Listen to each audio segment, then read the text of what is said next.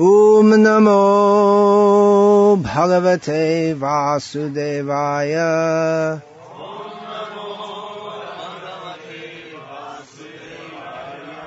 Om Namo Bhagavate Vasudevaya.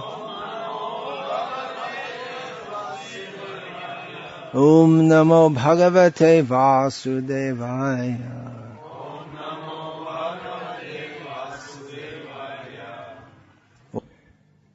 Hare Krishna, welcome to all those who have brought their smiling faces here since this morning.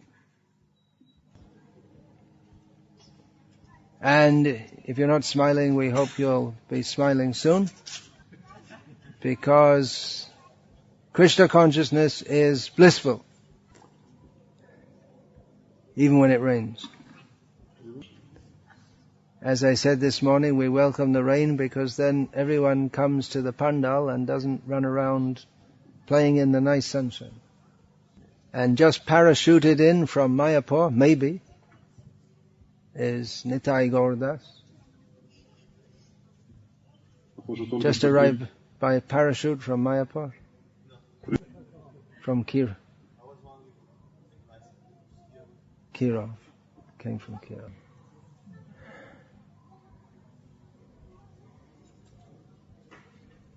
So I was just thinking that these, when we were singing this Shadgorshami Ashtakam, that this is our culture, to sing and chant and glorify Krishna and his devotees.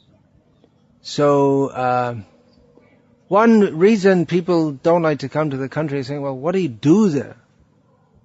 There's nothing to do. All you can do is just work, and then there's nothing to do except people drink vodka. That's what they do. Well, that's a good reason to come to the country, because there's nothing to do except chant Hare Krishna. So, in what we consider to be normal life, we're trying to find a little time so we can chant Hare Krishna. But in the long, dark, cold winters of Russia, in which people traditionally pass their time playing chess, having long conversations, or drinking vodka. This is what I learned. Maybe I'm wrong. We can have the culture of chanting.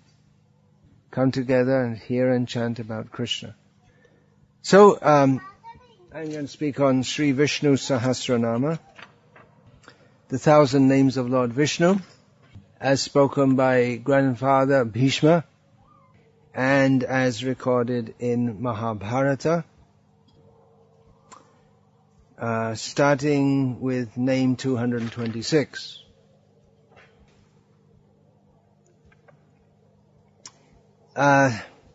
So actually, three names here go together. Name 226, 228, and 229. 27. No.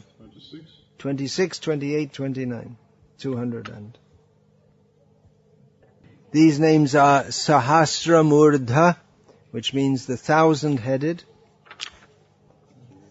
Then name 227 is Visvatma. Name 228 is Sahasraksah, means the 1,000-eyed.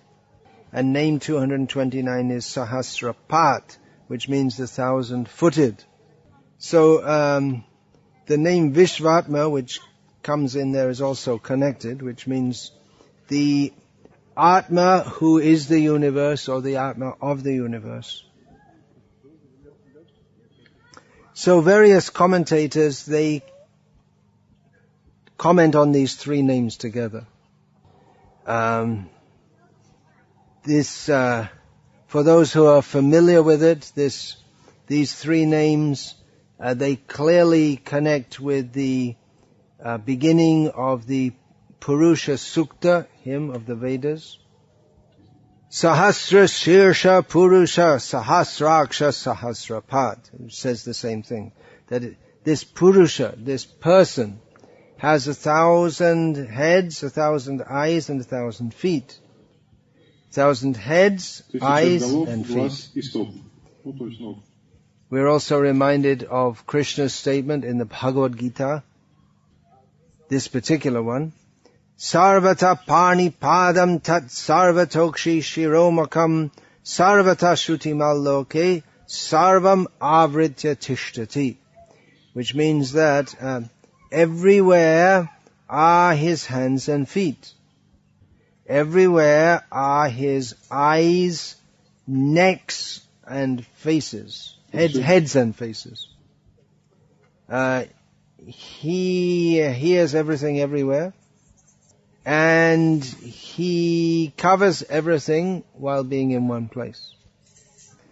So this is a description of Krishna as the universal form, or as the Paramatma. We think of Krishna, the original personality of Godhead, when we think of him with one head. But he has many heads. When it's said he has 1,000 heads, faces, eyes, feet, hands, that actually means he has innumerable. And one implication of this is that he experiences everything. We see with our eyes, hear with our ears, and so on. For Krishna, he has multifunctional senses. Но у Кришны чувства, так сказать, многофункциональны. Anyone can think of a famous verse that states this? Кто-нибудь знает этот текст, где говорится об этом? Anyone? Brahma Samhita? Из Брахма Самхиты. Yes, say it loudly.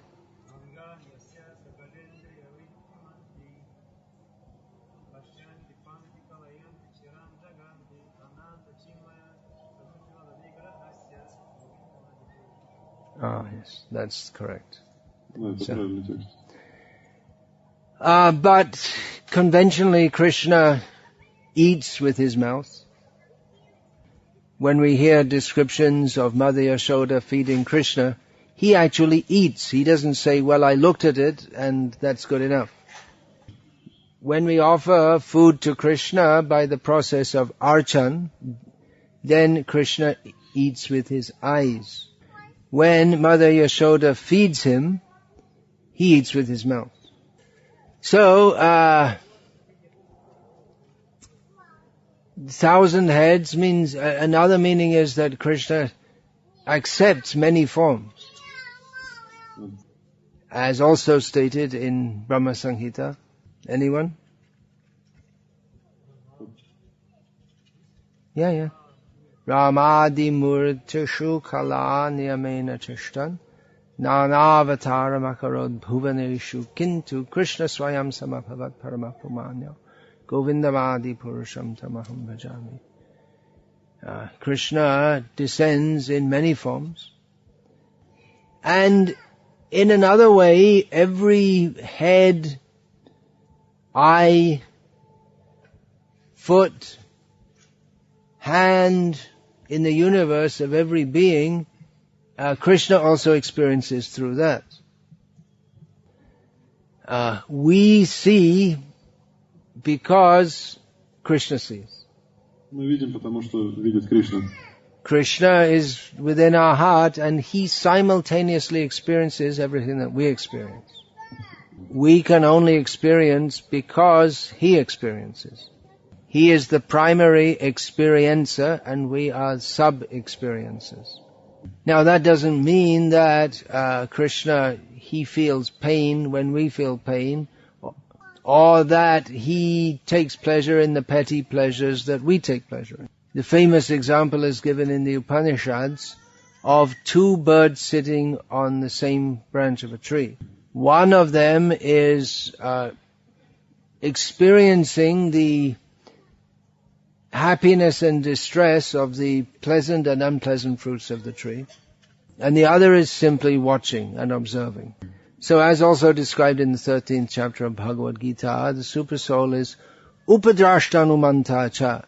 He sees everything, he observes everything, and he lets things go on. He gives permission. Upadrashta means he is the secondary seer, inasmuch as he lets the living being look here, see this, see that, and he also sees.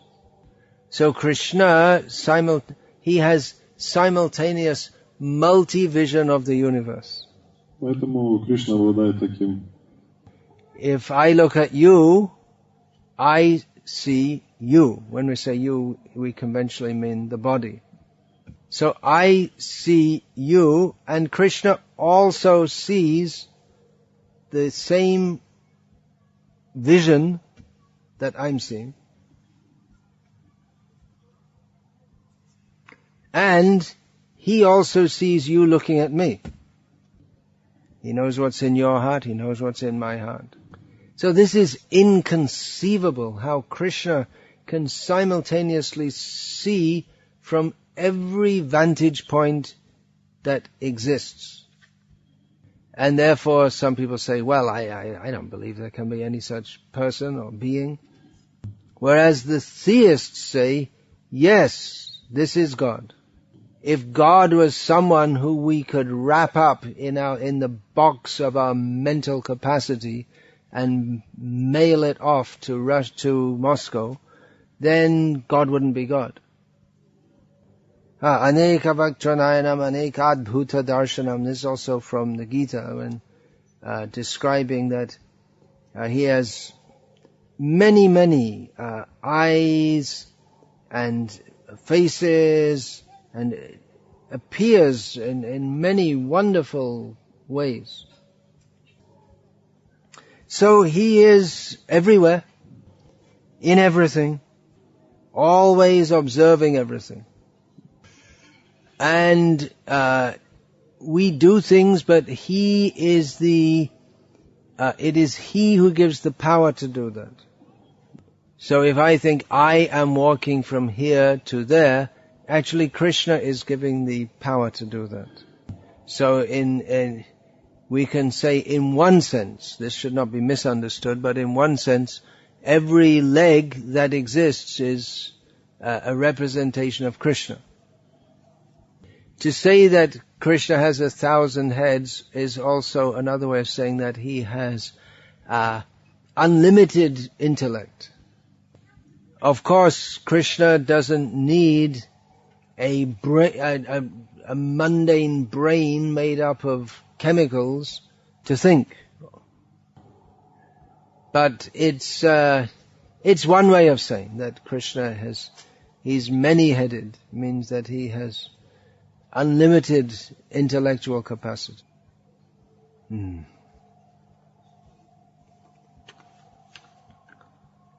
we can see his unlimited intelligence in everything in the creation, how he puts everything together so very nicely.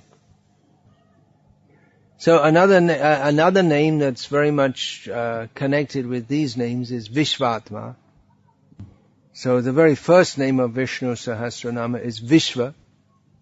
Vishva means the universe. And Atma is also a name of the Supreme Personality of Godhead.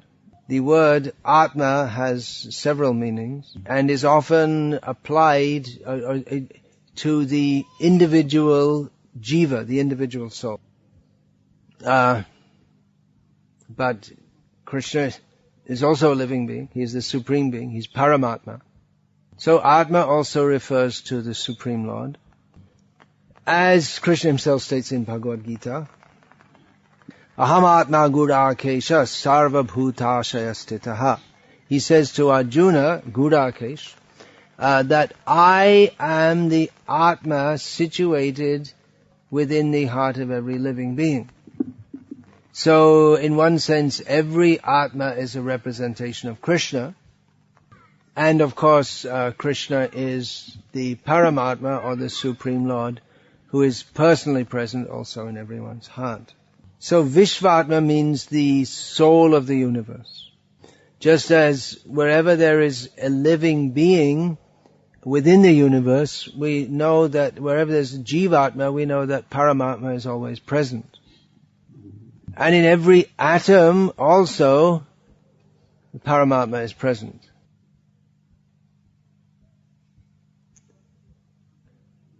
Goloka eva nivasati akilatma bhuto.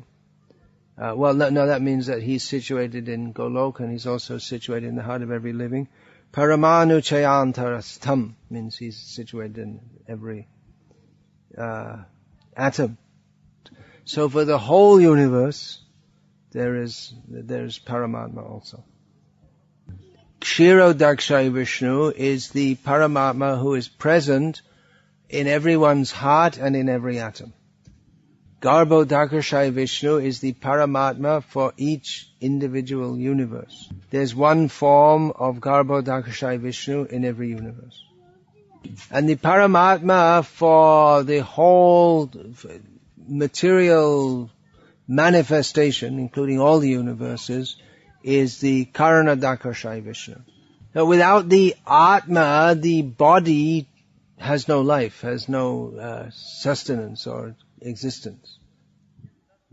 So Krishna as Visvatma, he is the very soul or the cause of existence of the whole universe. The devotees, they see no purpose in existing or being in the universe without worshipping Krishna. The whole, as Chaitanya Mahaprabhu says, Shunyayatam Jagat Sarvam Govinda Virahena Me. Without Krishna, the whole universe seems to be completely empty. And for people who have no Krishna consciousness, actually the whole world is a very empty and lonely and meaningless place. And therefore people try to give meaning to their life by drinking alcohol and having lots of sex and in all kinds of inane ways. The quest for sense gratification is actually a declaration of one's empty-heartedness. So, by studying Vishnu Sahasranama and other scriptures, we can learn to perceive Krishna everywhere. There is nothing but Krishna in the whole universe. He gives life to the universe. That's also clear from Purusha Sukta, that everything and everyone else entered into the universe, but still it didn't come to life. Only when the Supreme Lord entered, then everything started operating. So there's another name, Vishvaprana, which is very similar, the very life of the universe.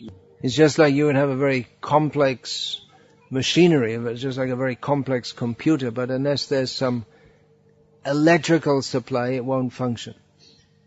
So Krishna is the living force within the universe. Just as the Atma is the living force that makes the body function, so Krishna is the living force that makes the whole universe function.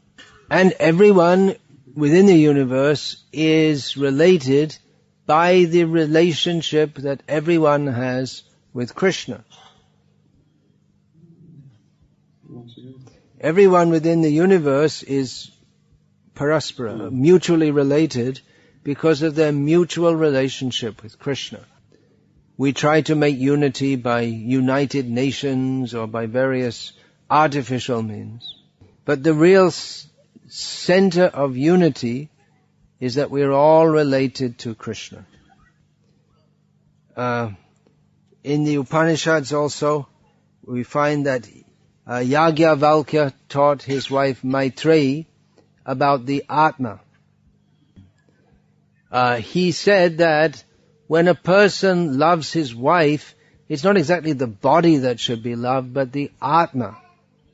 So in all the universe, the Atma, the very being of the universe, that is who is to be loved. Krishna is the central object of love. Nectar of Devotion, that Srila Prabhupada writes that the the central teaching of Krishna consciousness is that it is Krishna, or the essential teaching of Krishna consciousness is that Krishna is the central object of love. This name Visvatma also comes in the well-known prayers of Queen Kunti. Ata Vishvesha Vishvatman Vishvamurte Svakeshu me Sneha Pasham Emang Chindi Dridang Pandashu Vishnushu. She prays to Krishna as Vishvesha, the Lord of the universe. Vishvatma, the very person of the universe, the being of the universe. Vishvamurti, the very form of the universe. She prays to him that please cut my ties of affections to the Pandavas and the Vishnus. So, going on to another verse, verse 25, and coming into name 230. Avartanah Nivrttatma samritas sampramadanaha aha samvartako vahnir anilo dharani dharaha. So the first name in this verse is Avartanah, which literally means one who turns or repeats. So via this Vishnu Sahasranama, we can understand that every possible function is a function of Vishnu. He does everything. He does everything, but in the most grand manner. Krishna, he is the cause of revolution. Revolution in the sense of making things turn. Sometimes people say, we need a revolution. We all have a revolution. We're all revolving in the cycle of birth and death. You don't have to make any big endeavor to be in a revolution. We're already in a revolution.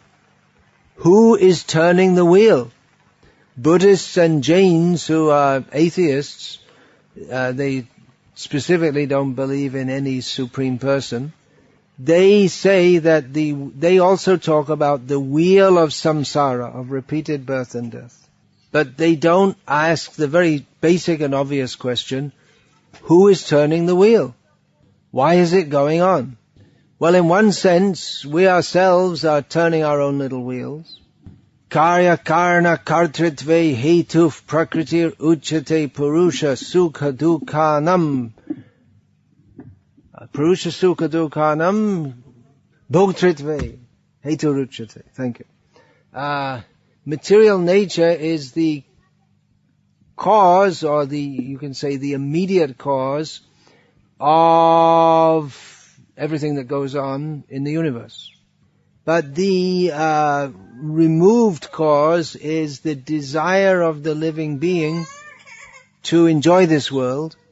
So the living beings, they are the cause of their own happiness and distress.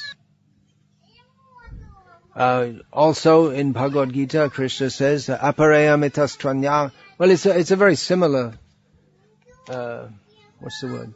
Syllogism? Where first of all, he describes the material nature. Bhumir apo nalo vayo kangmano buddhirevacha hankara itiyang me bhina praktirashtadha. There's the material energy consisting of the 8 elements, which is Krishna's external energy. Earth, water, fire, air, ether, mind, intelligence, and false ego. But superior to that is Krishna's, superior energy, the living beings. Aparayamitastvanyang prakritim vidhi me param jiva bhutang mahabaho yedam dharyate jagat. But superior to this material nature are the living beings who they make the universe go on. You can say, yaya idam dharyate jagat, by whom this universe is sustained. So materialists, they just see material nature, and they say, well, the universe is going on, it's just matter. But why is there everything is going on, that is because of the desire of the jivas. And behind it all is Krishna. Mayadhyakshena prakriti suyate sacharacharam hetunanena kaunteya jagadvi parivartate. Both the moving and the non-moving, the material and the spiritual, it's all going on under the supervision of Krishna. So in this way, this name Avartanah, this connects with the previous name of Visvatma, that he is turning the wheel of samsara. He is the unseen hand that turns the wheel. If we study these names, we'll find there's so many interrelated points of understanding. So Krishna is the unseen force which makes everything go on. In this world, in some ways it seems to be quite chaotic. But in other ways we see that it's all held together. There's some force, there's some principle which binds everything together. That principle is... So we see that the whole universe, it runs in cycles. There is day and night, the seasons.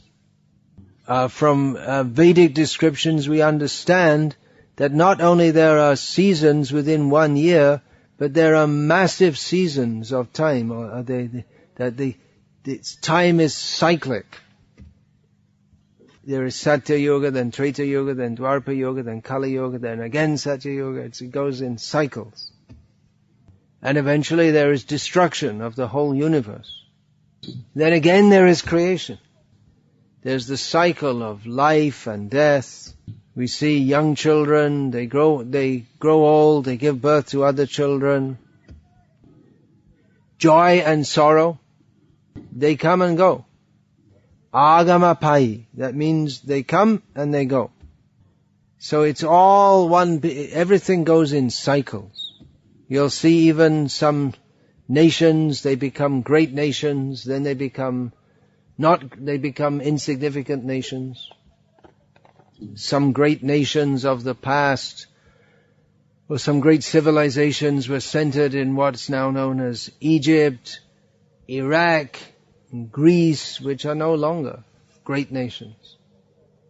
So everything goes in cycles according to the time factor. As Krishna says in Bhagavad Gita, Grasishnu Prabhavishnu Cha. Krishna in the form of time devours everything and then again develops everything.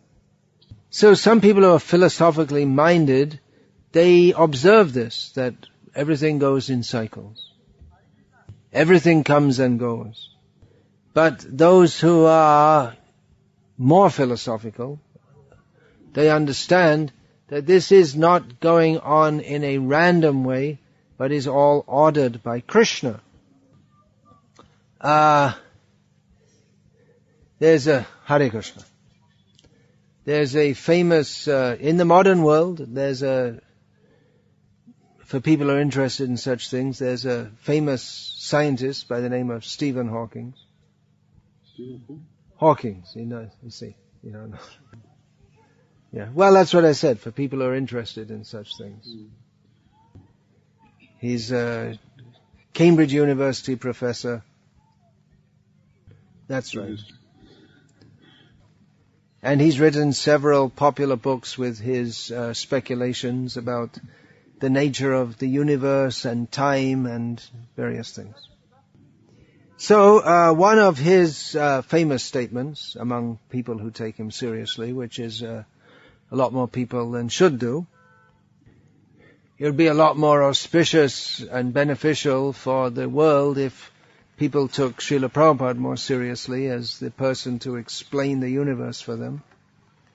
But anyway, one of these statements of Stephen Hawking is, what is it that breathes fire into the equations?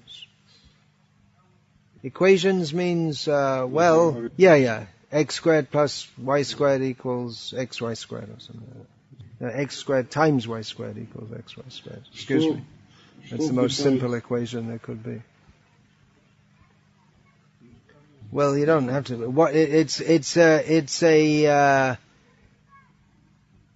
It's not really a mathematical statement. It's a philosophical statement, actually. What is it that breathes fire into the equations and makes a universe for them to describe? Anyone? You want to have a go at translating it? Scientific language.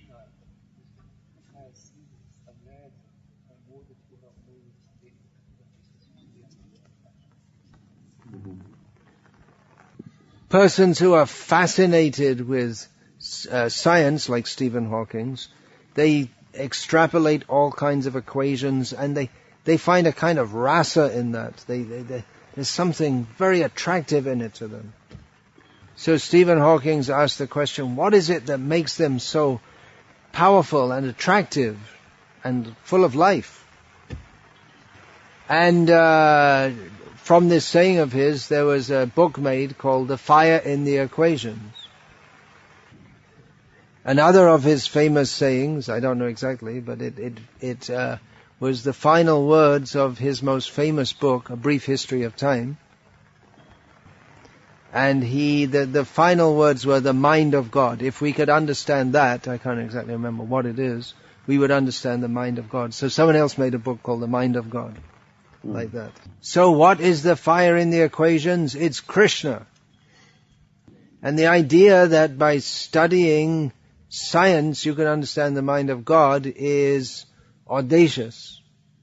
There's a different process, which we are at the present time following. It is called Jnane prayasamudha pasya namanta eva jivanti san mukharitam bhavati avartam sthane sthita shuddhigatang tanuvang manobhya ye prayasho jitatitopi apitraisti lokyam.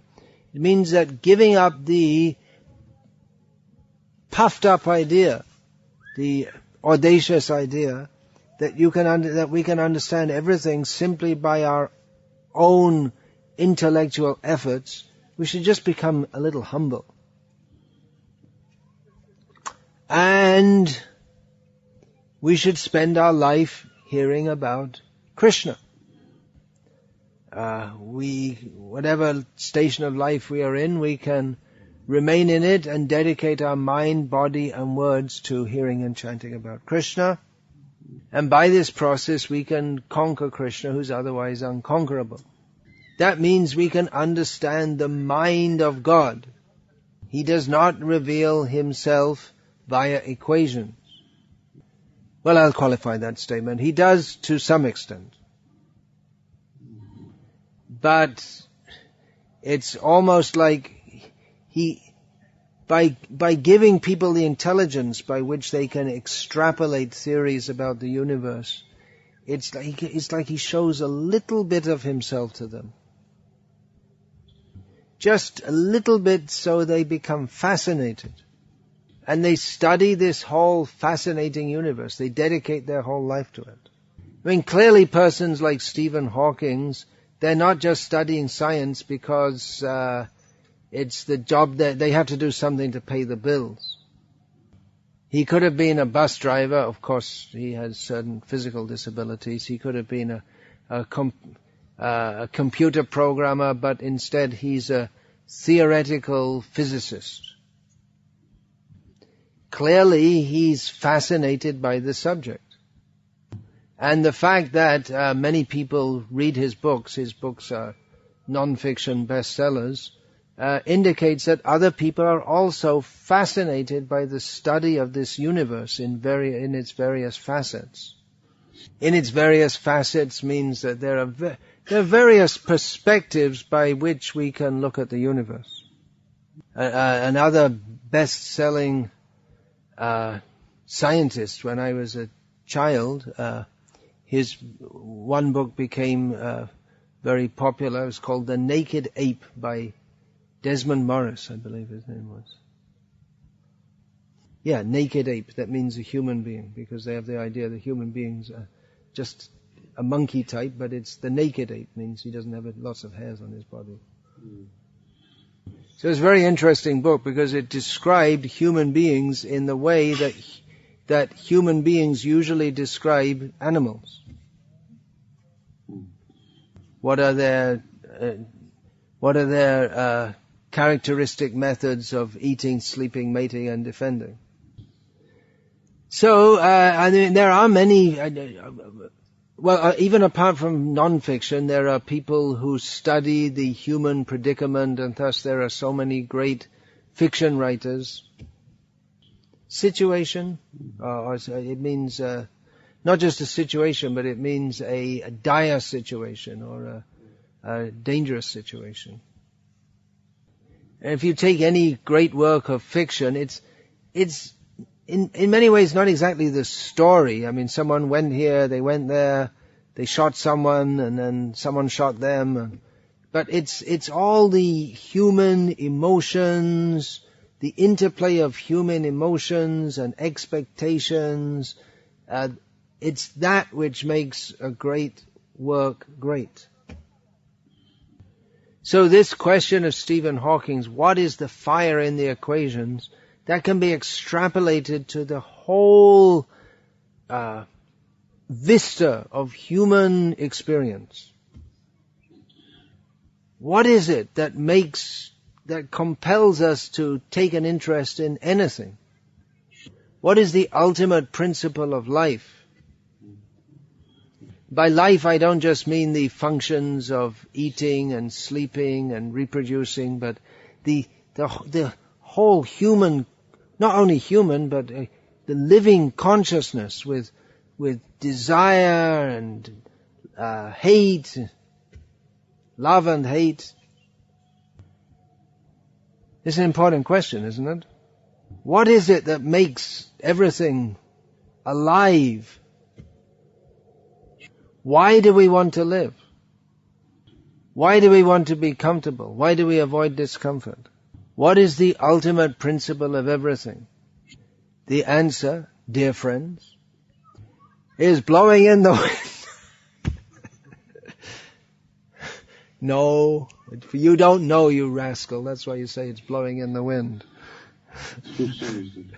Bob Dylan.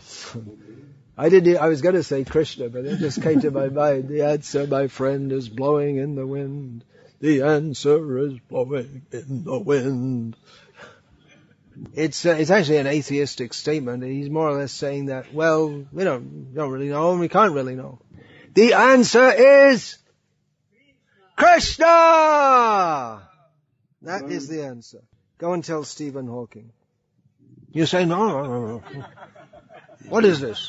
Look in his computer, look in all the equations. I don't find any Krishna there. That's because you're a rascal. You'll never find Krishna in your equation. But someone who hears from Prabhupada, they'll find Krishna in the equations and in the wind and in everything. Because Krishna is Visvatma, Vishvaprana. He's the life of the universe. He's the one who's turning everything. Everything goes on under his direction. And he's also the one who, although he's turning everything in this world because of our rascalish desire to avoid him, he also he makes a real effort to turn us toward him. Krishna's pastimes, they also go in a cycle. From his birth and growing up and then going to Mathura, everything goes on in a cycle. And in each universe, it starts and it goes on and it goes in a cycle. So there is one level of spiritual realization where one simply observes everything is going in a cycle. One observes it and one becomes detached from it while acting within it. So that's like the impersonal realization or the voidist realization. But the higher realization is to realize he who is turning it, and to surrender to him, and to come out of this cycle of birth and death and go to that cycle of life. Real life is with Krishna. So, another name of Krishna, name 231, is Nivrttatma. So, another name with Atma within it. So, vritti means an inclination or tendency, and pravritti means to indulge or to follow a particular inclination. So that is sometimes used as a synonym of swabhava, or nature, one's personal nature, in the sense of one's nature that one has acquired under the modes of nature. In the Vedas are described the path of pravritti and the path of nivritti.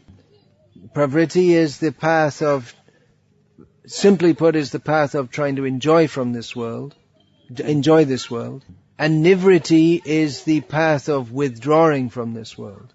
In modern Hindi, the word nivritta is still used in the same way. It means someone who's retired. An old person who's 60 or 65 years old, they retired from working life, and they're called nivrit. Now, Krishna is not exactly retired, because it's not that he was involved in this world and then he became aloof from it. This name, Nivrttatma, is also applicable to a person who has become self-realized, who has withdrawn from material life, and, he's withdrawn from material life, self-realized. Or one who's not fully self-realized, but who's very seriously taken to the path of self-realization by withdrawing from human society and maybe going to live in a cave or something like this. But Krishna is nivritta, not in that sense, because it's not that Krishna was ever involved directly in the likes and dislikes and the hopes and aspirations of this world, and then he withdrew from it. So although Krishna is Visvatma, he's the soul of this world, he's not exactly part of it. Maya tatamidang sarvam jagada vyaktam murtina matsthani sarva bhutani nachahang te svavastitaha. This whole universe is manifested by Krishna. Everything here in this universe is as if the impersonal manifestation of Krishna. Everything is within Krishna, yet Krishna is aloof from everything. So although Krishna is the very life of the universe, Krishna pervades the whole universe, Krishna supervises everything in the universe, nothing can exist without Krishna. And in this way, in one sense, Krishna is extremely intimately connected with everything within the whole universe. But in another sense, Krishna is completely aloof from everything. So this is a very important point to understand. Krishna, again the example of the two birds on the tree. Krishna is not interested in trying to enjoy anything in this world. He supervises in this world somewhat in the manner of an adult who supervises children who are playing. And he might even, the person who's supervising children playing, he might even get involved in their play.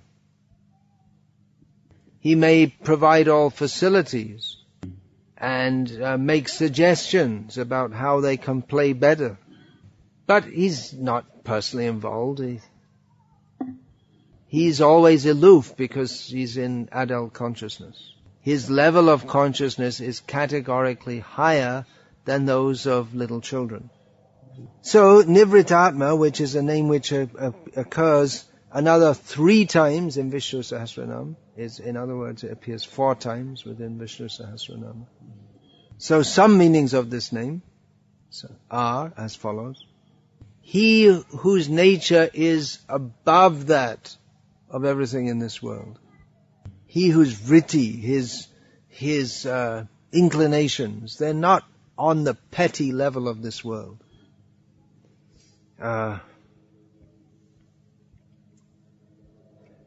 Then a similar interpretation or explanation is he whose mind is away from material desires. We learn in Srimad Bhagavatam that Krishna, he rises every morning and he engages in meditation during his Dwaraka Lila. And he sets the perfect example of meditation for anyone who would meditate by meditating upon himself. Now, every living being in the universe is meditating upon themselves. I mean, even those of us who are supposed to be taken to Krishna consciousness, if we examine the thought process that goes on in our consciousness throughout the day, how much of the time do we actually think of Krishna? Most of the time we're thinking about ourselves. But Krishna gives us excellent advice. Manmana, always think of me. And Krishna sets the example by meditating on Krishna. When Krishna meditates on himself, that doesn't mean that we should meditate on ourselves, but that we should meditate on Krishna. We're already very expert at meditating on ourselves, or on what we mistakenly consider to be ourselves. So Krishna's not interested in the petty sense gratification of this world. Krishna's not interested in the politics of this world. These are all petty affairs. Krishna's got much better things to think about. For instance, in that house which I always used to steal the butter from, they've made an elaborate arrangement so that I can't steal it. So I have to think how to make some way to steal it anyway. How can I sneak in without being seen, and get the butter which is hung on a high rafter without being detected? So these are this is Krishna's transcendental meditation. Krishna is meditating on how to please his devotees. For instance, by stealing their butter. Krishna, he's not interested in the matters of this world. So devotees also, they should not be interested in the matters of this world. For the sake of preaching Krishna consciousness, we should have some idea of what is going on in the world. If we go to Stephen Hawking and tell him that Krishna is stealing butter, he just won't be able to connect with it in any way whatsoever. But if we talk to him about equations and all these kind of things, and then try to introduce to him in the language that he understands, and via the concepts that fascinate him, that actually Krishna is the fire in the equations, well, that would be a much better way to talk to him, or someone who's influenced by him. So, actually it's required that devotees, they become very expert in preaching to various kinds of people. But our real subject matter is Krishna, Krishna, Krishna, Krishna, Krishna. Though, as we are given the responsibility to preach Krishna consciousness, we cannot ignore this world. But at the same time, we should know that this world, in and of itself, has no particular fascination. Or rather, the fascination that it has is a fascination which takes us away from the fascination with Krishna, who is the really fascinating person. So although devotees, for the sake of preaching, they may have to know so many things, but we shouldn't become fascinated by the lower level fascination of the intellectual world. We should practice Nivrttatma, which means a withdrawal from this world. But devotees also practice Pravritti-dharma. When we say pravritti, that generally refers to activities within this world. But for devotees, their pravriti, or their tendency, their inclination is toward Krishna and Krishna's pastimes. But from the perspective of this world, devotees practice nivritti dharma, or withdrawal from this world. Even though a devotee may be very actively involved in this world, his attention is on Krishna. This is the message of Bhagavad Gita. Arjuna wanted to withdraw from the world. Krishna told Arjuna to perform his duty within this world while fixing his consciousness on Krishna. So Krishna consciousness is in practice in this world. It is both this worldly and otherworldly. This is a very important understanding for practitioners of Krishna consciousness. So Krishna is the Atma, he's the life of those who practice nivritti dharma. Those who practice nivritti dharma, or withdrawing from this world, without Krishna consciousness, they are denying not only the world, but they're denying their own self. Because Krishna is the life of, he is life, he's the life of all that lives.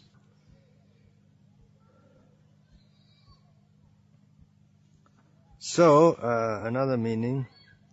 Yeah, so it means nivritti dharma, Nivrttatma, that means that automatically, just by being who he is, Krishna is not within pravriti. He's not bound up in the attraction of this world. He's not bound up in the world of birth and death.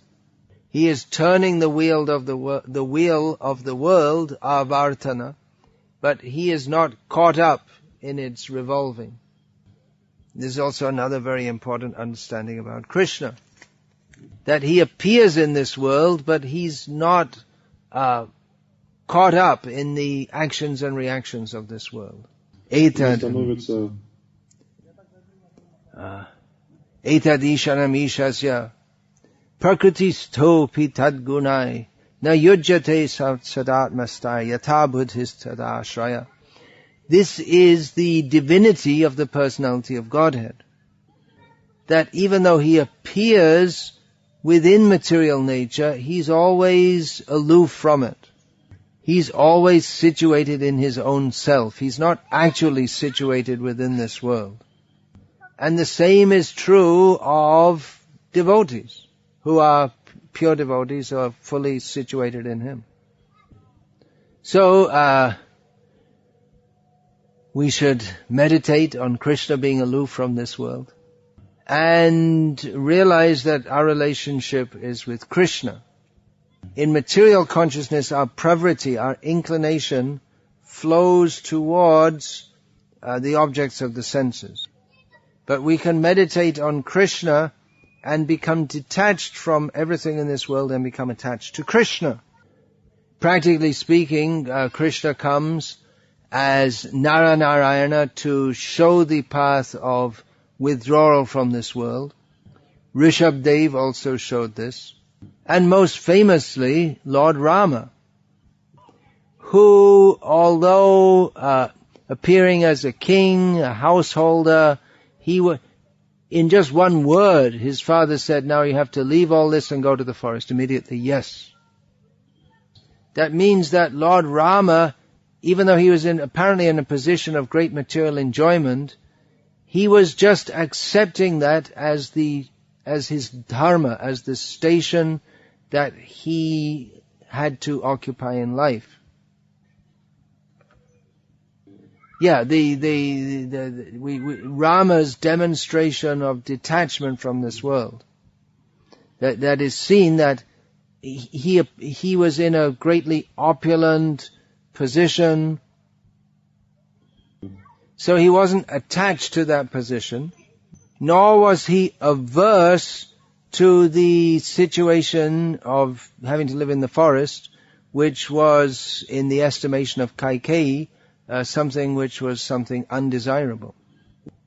So in this way, he showed the example of detachment. If there's a favorite, If there's a position of opulence and power, then all right. And all of a sudden there's a position of what appears to be suffering, then all right, he accepts. And the situation of detachment, of living in the forest, he also didn't become attached to that. Later he came back to the situation as a king. He didn't say that, well, that's all Maya, I've had enough of all this family life, but in due course of time he came back and executed his duty as a king.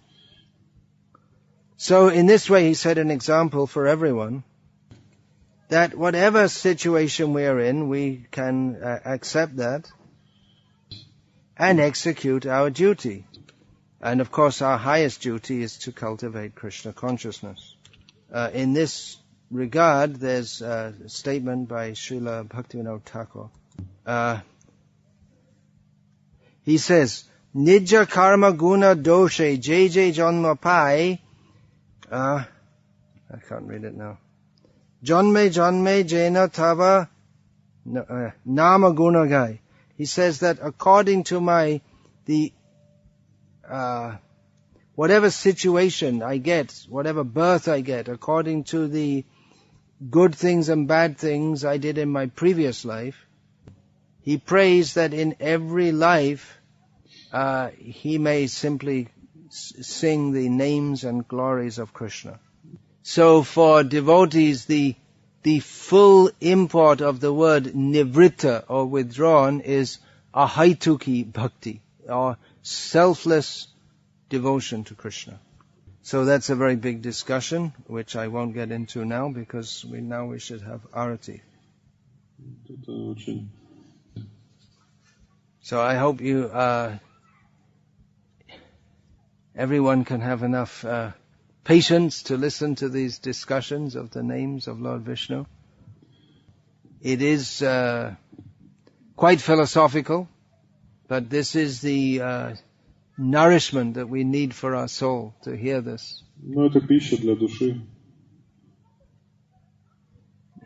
You're also welcome to sit up straight.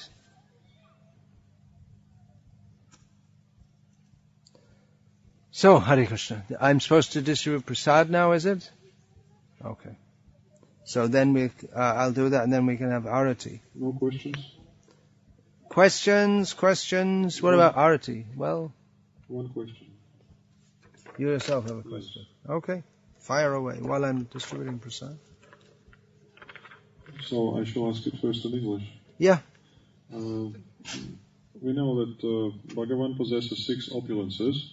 But can we say that one of these opulences, for example, renunciation, is superior to other opulences? Or they are equally important and, equal? Is Krishna's opulence of renunciation superior to his other opulences? Yeah, well, I'm saying it further. That's a delicious question. To answer this question, we should have 6 protagonists. And each one can argue for each one of the 6 prominent qualities. That no, this is the best. And in this way we can have a very enlivening discussion. It will require devotees who are learned in Shastra and appreciating Krishna. What will be the conclusion? Well, we should have that discussion. Actually, Krishna's devotional scholars have concluded that among Krishna's innumerable qualities, his most important, and this is stated in Krishna book, is Bhakta Vatsalya, his compassion upon his affection for his devotees. His quality of love. His beauty is also a very high contender. Anyway, we're not going to have that discussion right now. Hare Krishna.